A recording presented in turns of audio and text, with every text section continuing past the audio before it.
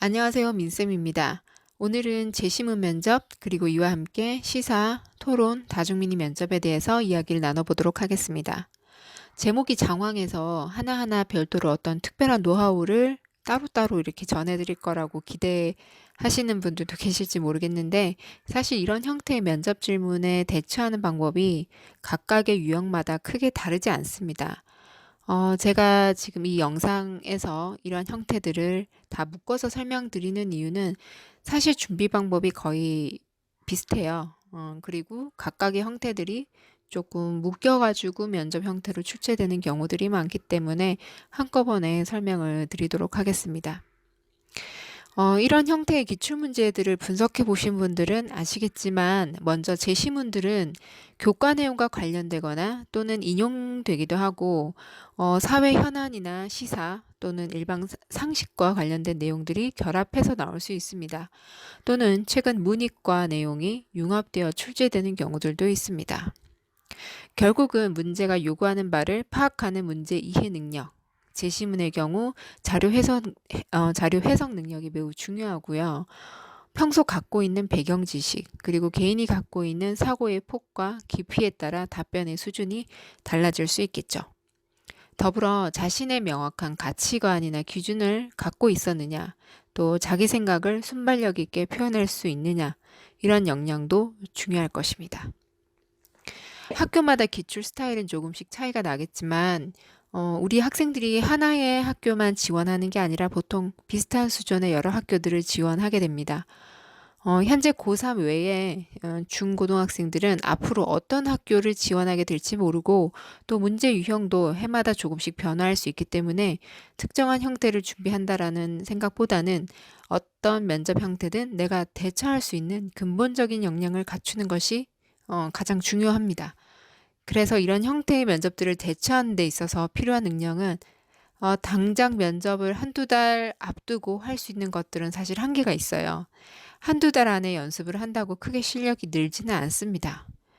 그동안 그러니까 우리 친구들이 이미 십몇 년 동안 키워왔던 기본 역량 안에서 지원학교의 기출문제를 풀면서 적응해 보는 거, 그리고 약간 답변 방법을 다듬어 보는 거, 그 이상은 어려워요.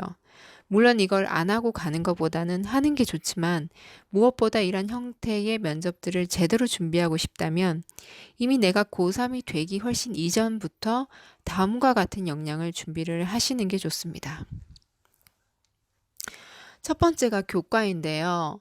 교과를 기반으로 제시문 자료를 뽑거나 교과 내용과 연관되어 문제가 출제되는 경우가 많습니다. 그래서 그와 관련된 내용을 탄탄하게 알고 있는 게 좋은데요. 근데 문제가 있습니다. 사실 대학은 교육과정에서 문제를 이제 뽑아서 냈다고 하지만 우리 학생들이 사실 모든 과목을 배우지 않아요. 고등학교 과정을 잘 보시면 특히 과학탐구나 사회탐구 계열의 과목들이 선택화되어 있기 때문이에요. 실제 이런 경우가 있습니다. 어떤 학교에서 이공계 쪽인데 제시문이 세계사에서 나왔어요. 뭐 경제나 이런 쪽에서 나오기도 합니다. 문제를 풀고 대답을 했는데 답변을 듣던 입학사정관이 우리 학생에게 질문을 했어요. 학생은 세계사를 혹시 안 배웠냐고. 실제 이 학생은 이과 계열이었고, 고등학교 때 세계사를 별도로 선택해서 배우지 못했기 때문에 안 배웠다고 말씀을 드렸다고 합니다. 그렇게 하니까 질문하셨던 분이 조금 놀라시더래요. 실제 입학사정관들은 다양한 경력을 가지고 있고, 고등학생들의 이 변화무쌍한 교육과정을 꼼꼼하게 잘 인지하지 못할 수도 있습니다. 그 해당 문제는 사실 세계사와 관련된 교과 관련 지식 또는 그 주제와 관련된 배경 지식을 갖고 있었다면 좀 더 대답을 좀 창의적으로 조금 더 풍요롭게 할 수가 있었습니다. 그리고 어떤 대학은 그 과학 탐구 중에 왜 우리 고등 물리 2, 뭐 화학 2 이런 과목들이 있잖아요. 2 과목들. 이런 정도는 알면 우리 학교의 면접 문제를 풀 수 있습니다. 이렇게 말씀하시는 경우들도 있거든요. 그런데 일반고에서 특히 투 과목들을 다 안 배우거나 배운다 하더라도 그 깊이에 좀 차이가 나는 경우가 있죠. 그래서 수시 원서 쓸 때부터 지원 학교의 면접 기출까지 조금 파악을 하고 전략적으로 선택을 하실 필요가 있겠습니다. 그럼 교과 관련하여 우리는 어떤 대응을 해야 하나? 일단 우리 친구들 이제 내가 관심 있는 가려고 하는 전공 계열의 선택 과목은 학교에서 배울 기회가 되면 충실하게 해두는 것이 좋습니다. 또 중학교 때까지 사회과학 계열의 과목을 열심히 좀 해두세요. 이쪽 과목들이 고등학교 가면 다양한 선택 과목으로 나누어지는 경우들이 많죠. 굉장히 과목 수로 따지면 굉장히 많아요. 세계사나 세계지리 등의 어떤 사회탐구 계열의 경우, 근데 잘 보시면 고등학교 진학 이후에 선택을 하지 않았다 하더라도, 그러니까 배우지 않거나 또는 뭐 가벼운 수준으로 공부했다 하더라도 상당수 면접에서 중학교 때까지 중학교 사회 시간에 배웠던 개념만 알아도 어느 정도 도움이 되는 경우들이 있습니다. 두 번째는 평소 교과서에서 다루는 주제와 연결된 책을 좀 찾아보거나 시사 관련 상식을 많이 쌓아두는 방법입니다. 솔직히 교과와 연결된 탐구 활동은 학생부를 관리하는 그러니까 학생부 종합 전형을 준비하는 상위권 학생들이라면 교내 수행평가나 교내 대회를 통해서 할 기회가 있을 거예요. 중학교 때부터 그 기회를 잘 활용하셔서 학교에서 배운 내용을 바탕으로 추가적으로 책을 더 좀 찾아보거나 또는 뭐 논문까지 찾아보는 친구들도 있죠. 그리고 시사 관련 상식을 이런 기회들을 통해서 좀 쌓아두시면 좋을 것 같아요. 사실 이런 건 하루아침에 되는 건 아니고요. 초등학교 때부터 최소한 중학교 때까지 다양한 분야의 독서 습관을 키워야 됩니다. 고등학교 가선 당연히 또 해야 되고요. 그리고 또 뉴스를 봐야 돼요. 현재 사회 이슈가 무엇인지, 그것이 왜 주목받고 있는지, 쟁점이 무엇인지 평소에 봐두시는 것이 좋습니다. 공부하느라 바빠도 매일은 아니더라도 일주일에 한 번이라도 그 한 주 동안의 주요 뉴스나 기사를 좀 찾아보시는 것이 좀 필요해요. 이렇게 해야 교과 공부와 시사 주제를 연결해서 보는 힘도 생기고 배경 지식도 많이 쌓이겠죠.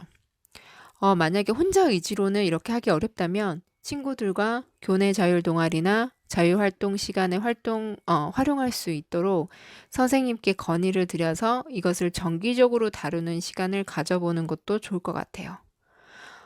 더 중요한 것은 그런 현안에 대해 내 생각은 어떤지 정리해보는 거죠.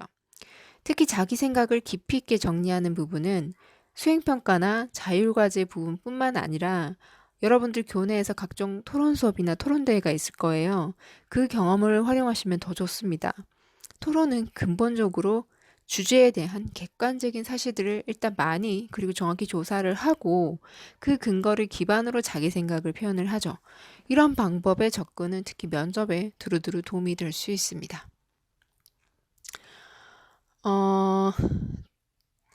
또 도움이 되는 게 독서 감상문인데요. 그 책을 읽고 내용 정리하고 거기다 이제 자기 생각을 적는 연습을 할 수 있으니까요. 굉장히 좋은 방법인데, 그런데 이제 문제는 제가 우리 학생들 독서 감상문 이렇게 보면 억지로 쓰는 경우가 많아요. 그러니까 이제 학교 과제 때문에 어떤 부모님이 시켜서 또 학생부에 넣어야 하니까 어쩔 수 없이 하는 거죠.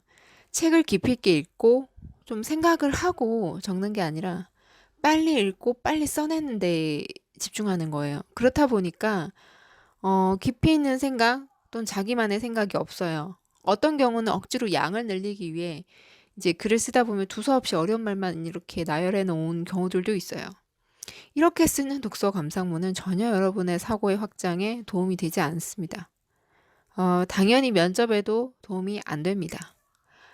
책을 많이 읽는 게 중요한 게 아니라 하나를 읽더라도 제대로 읽고 깊이 생각해보고 신중하게 자기 생각을 정리하여 글을 쓰는 습관을 키우셔야 해요.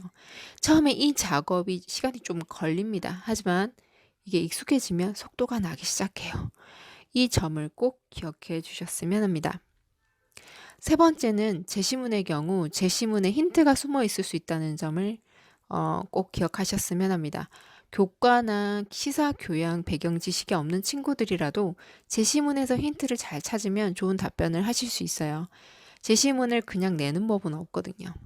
솔직히 우리 학생들이 내가 설사 교육과 시사 영역에 대한 배경 지식이 많다고 해도 반드시 제시문에서 의도하는 방향을 분석한 다음에 자기가 알고 있는 배경 지식을 잘 섞어서 대답할 건지 판단해야 됩니다. 저는 이런 능력 자체도 평소에 제대로 된 독서와 깊이 있는 사색에서 나온다고 말씀드리고 싶습니다. 세 가지로 정리해서 말씀을 드렸는데요. 이제 막 한두 달 이내에 지금 면접을 봐야 하는 그런 고3 수험생 여러분들께서는 지금 당장 할 수 있는 최선은 기출문제를 풀어보는 거예요. 최근 2년에서 4년 정도 지원한 학교의 기출문제를 풀고 대학에서 그 문제를 해석한 자료를 읽어보면 현장에 갔을 때 좀 당황하지 않도록 문제에 적응할 수 있도록 좀 연습하는 데 도움이 될 겁니다.